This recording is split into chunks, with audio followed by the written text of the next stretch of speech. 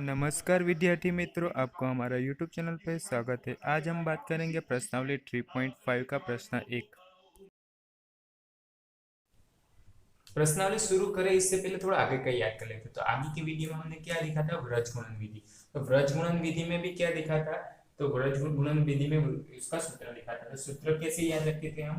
तो x लिखते थे, फिर y लिखते थे, फिर 1 लिखते थे। x के एक तरफ b1 b2 लिखते थे, इस तरफ भी 1 के बाजू में b1 b2। फिर x और y के बीच में क्या लिखते थे? c1 c2 और y के बाजू में a1 a2। अब इसको कैसे हल कैसे करते थे? तो x बट्टे क्या हो जाएगा? b1 into c2 minus b2 into c1 is equal to y बट्टे क्या हो जाएगा? c1 a2 minus c2 a1 is equal to इस तरफ क्या हो जाएगा? तो 1 बट्टे a1 b2 minus a2 b1। ये हमारा सूत्र था।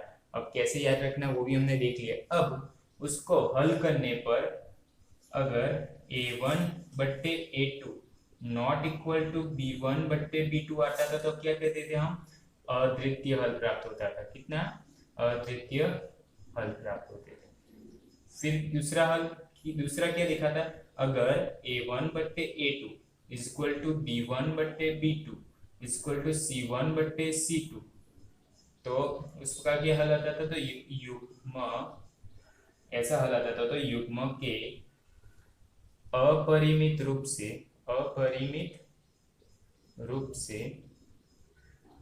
अनेक हल प्राप्त होते थे। और तीसरी कंडीशन क्या थी? अगर a1 बट्टे a2 भी आता इज इक्वल टू b1 बट्टे b2 भी होता नॉट इक्वल टू c1 बट्टे c2 हो तो रेखिक द्विचर रेखिक समीकरण युग्म का हल नहीं है। यानी कि 3 कंडीशन देखी थी इसमें। अब बात करेंगे प्रश्नावली।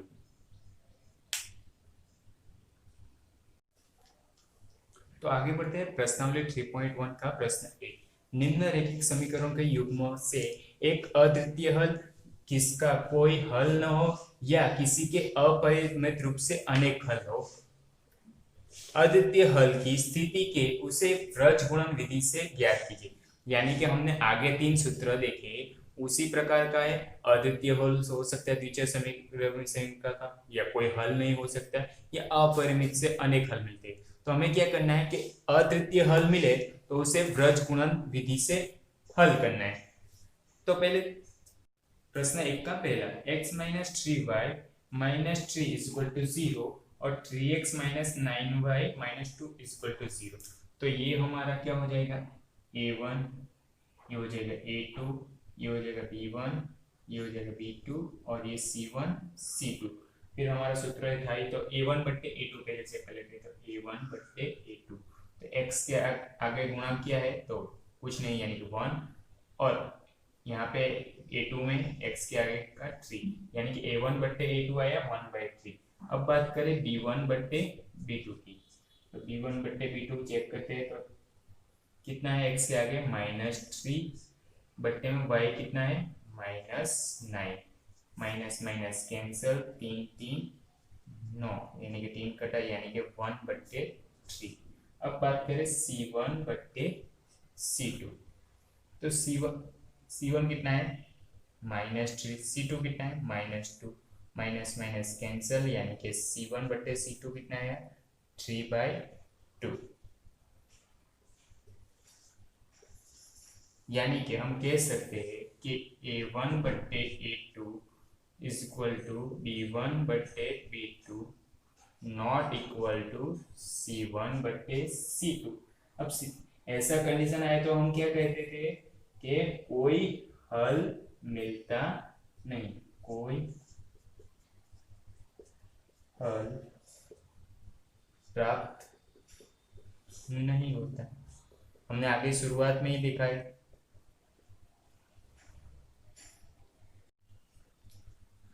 प्रश्न एक का दूसरा, 2x plus Y equal to 5 and 3x plus 2y equal to 8। पहले तो इसको सीधा कर लेते हैं, तो ये हो जाएगा 5 को इस तरफ ले आएंगे 2x प्लस वाई, ये 5 को इस तरफ लाए यानी कि माइनस 5 इक्वल टू 0, और इसको कर रहेंगे तो 3x प्लस 2y, 8 को इस तरफ लाए यानी माइनस 8 इक्वल टू 0। अब करेंगे a1 बट्टे a2, a1 बट्टे a2, a1 बट्टे a2 कितना आएगा हमारा 2/3, ये हो गया a1 a2, क्योंकि x का जो गुणक होता है a1 a2 होता है, y का जो गुणक होता है b1 b2, तो y का गुणक अब b1 बट्टे b2, तो b1 कितना है तो y के साथ कुछ नहीं है, 1, b2 कितना है तो 2, 1/2। अब c1 बट्टे c2 की बात करें तो c1 बट्टे c2 तो कितना है, पर लेकिन हमें a1 but minus 5/-8।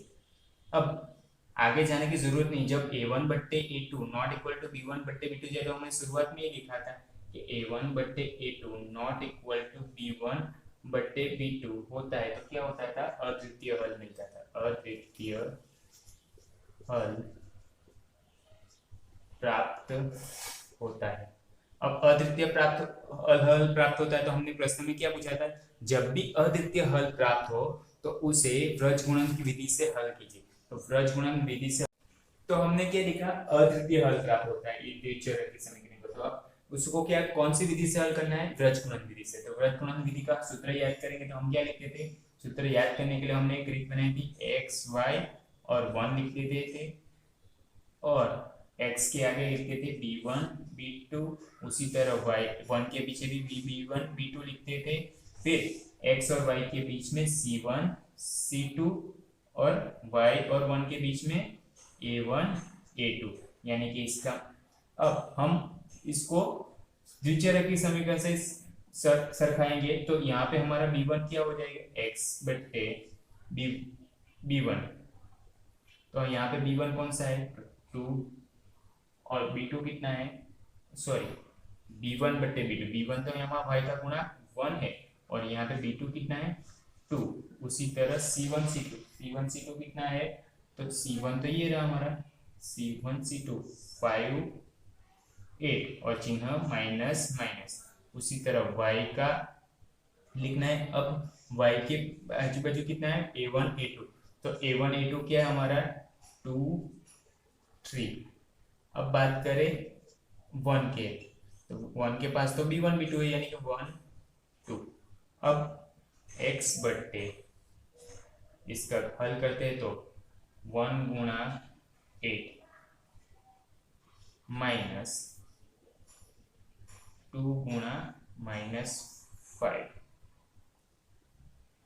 Is equal to y बट्टे, अब इसका गुणा होगा क्रॉस मल्टीप्लाई, -5 गुणा 3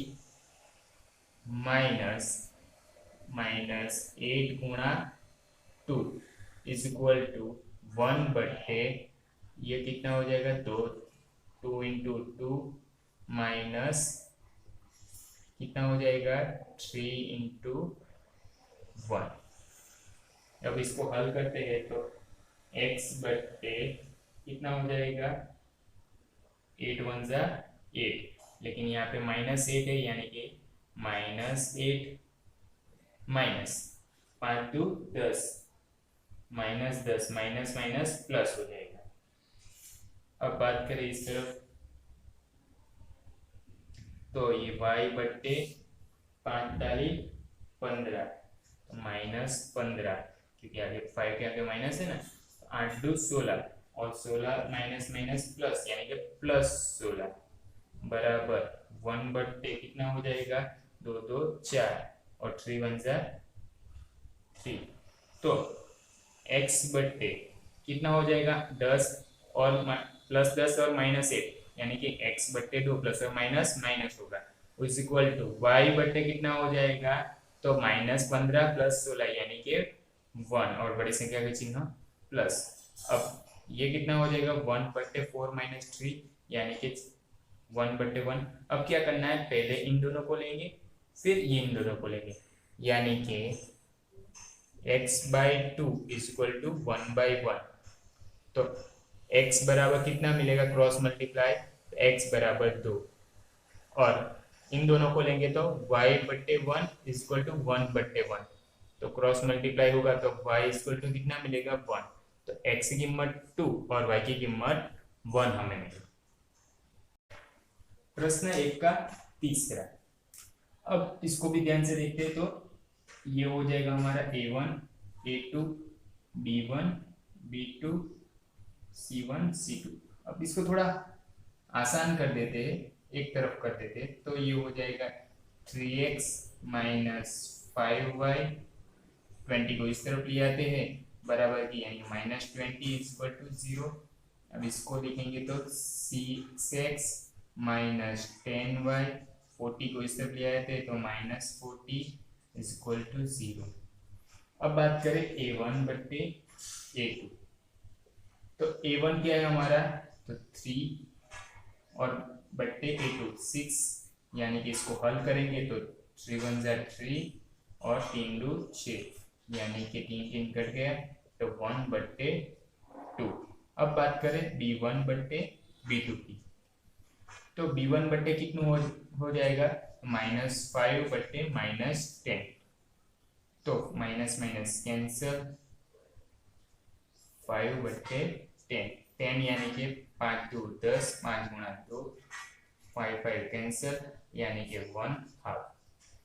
अब बात करें c1/c2, तो c1/c2 कितना हो जाएगा, -20 है -40 है, माइनस माइनस कैंसिल, 0 0 कैंसिल।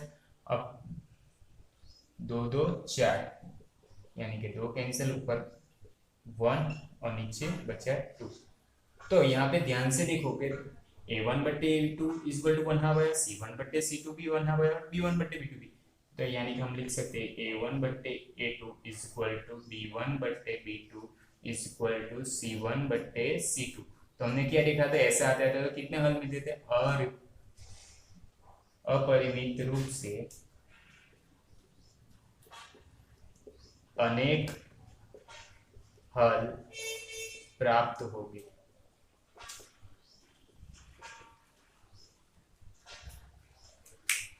एक का चौथा, x - 3y - 7 = 0, 3x - 3y - 15 = 0।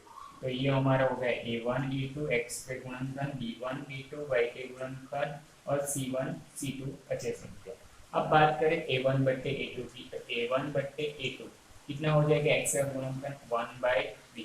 अब b1/b2 की बात करें तो हमारे पास b1 कितना है, -3 और b2 कितना है, -3। तो माइनस माइनस कैंसिल, 3 3 कैंसिल, यानी b1/b2 1/1 या 1 कुछ चलेगा। तो यानी कि हमें पता चला कि a1/a2 not equal to b1/b2 हुआ।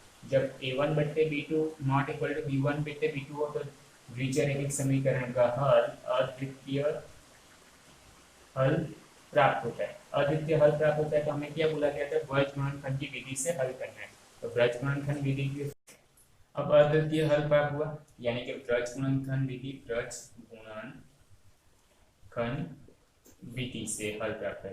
तो ब्रज गुणनखंड विधि का सूत्र याद करने के लिए हमने क्या किया था, x y और 1 लिखते थे, फिर x के आगे क्या लिखते थे, b1 b2, उसी तरह 1 के पीछे b1 b2 लिखते थे। फिर x और y के बीच में, x और y के बीच में क्या आता था, c1 c2, और y और 1 के बीच में a1 a2।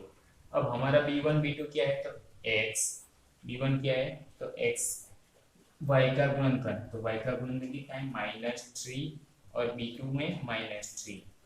अब c1 c2, तो c1 c2 कितना है, -7 -15।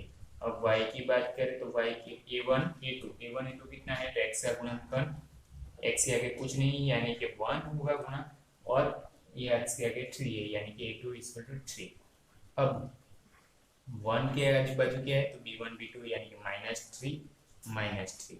अब इसको हल करेंगे तो x/, क्या करते थे, b1 को c2 से गुणते यानी कि इस तरह, तो x/-3 गुणा 15 माइनस 3 गुणा -7 यानी कि B2C1 -3 गुणा -7 इज इक्वल टू क्या लिखते थे y का C1 A2 minus C2 A1। तो हमारा इस तरफ क्या है तो -7 गुणा 3 y बटे -7 गुणा 3 -15 गुणा 1 -15 गुणा 1 इज इक्वल टू 1 बटे यानी कि A1 B2 minus A2 B1।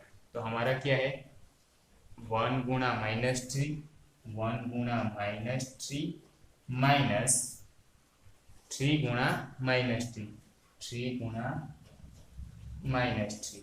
अब इसको हल करेंगे तो x बटे 15 ताली 45 और ये माइनस है ये भी माइनस है यानी कि प्लस 45। अब 7 ताली 21 प्लस और minus sorry minus minus plus हो गया और एक माइनस यानी कि माइनस।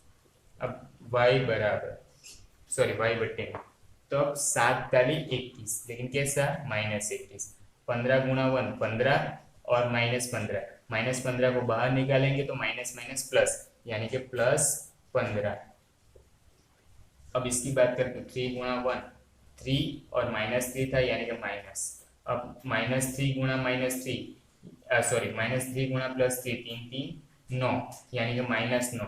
अब -9 को बाहर निकालेंगे तो पहले से ही माइनस था यानी कि +9 माइनस माइनस प्लस। अब x बटे 45 में से 21 गया 24 इज इक्वल टू y बटे प्लस और माइनस माइनस होगा यानी कि 21 में से 15 गएगा 6 और बड़ी संख्या का चिन्ह यानी कि -21 बड़ा है यानी कि -6। अब यहाँ पे भी प्लस और माइनस माइनस यानी कि 1 बट्टे में 9 में से 3 गया 6 और बड़ी संख्या चिन्ह प्लस है यानी प्लस। अब x हल करने के लिए ये दोनों लेना पड़ेगा तो x बट्टे 24 इक्वल टू 1/6 क्रॉस मल्टीप्लाई करेंगे तो 6x से क्या होगा तो x गुणा 6x इज इक्वल टू बराबर के उस तरफ 24 के उस तरफ जाएगा 24 गुणा 1 24 x बराबर अब x चाहिए तो 6 को उस तरफ भेजेंगे तो बट्टे में जाएगा गुणा में तो 6 चौक 24 यानी कि x की कीमत कितनी आई 4। अब बात करें y की तो ये दोनों लेने पड़ेंगे तो y -6 इज इक्वल टू 1/6। अब क्या करेंगे क्रॉस गुणा का तो 6 गुणा y 6y बराबर 6 गुणा 1 -6 माइनस था ना इसलिए। अब y बराबर गुणा में तो भाग में जाएगा -6 बटे 6 यानी कि 6 गुणा 6 कट गया 1 बचा यानी कि y इज इक्वल टू -1। तो हमें x की कीमत 4 मिली और y की कीमत 1। यहाँ पे प्रश्नावली 3.1 का प्रश्न 1 समाप्त होता है और हम नेक्स्ट वीडियो में प्रश्न 2 और 3 देखेंगे। उम्मीद है आपको वीडियो पसंद आएगा। धन्यवाद।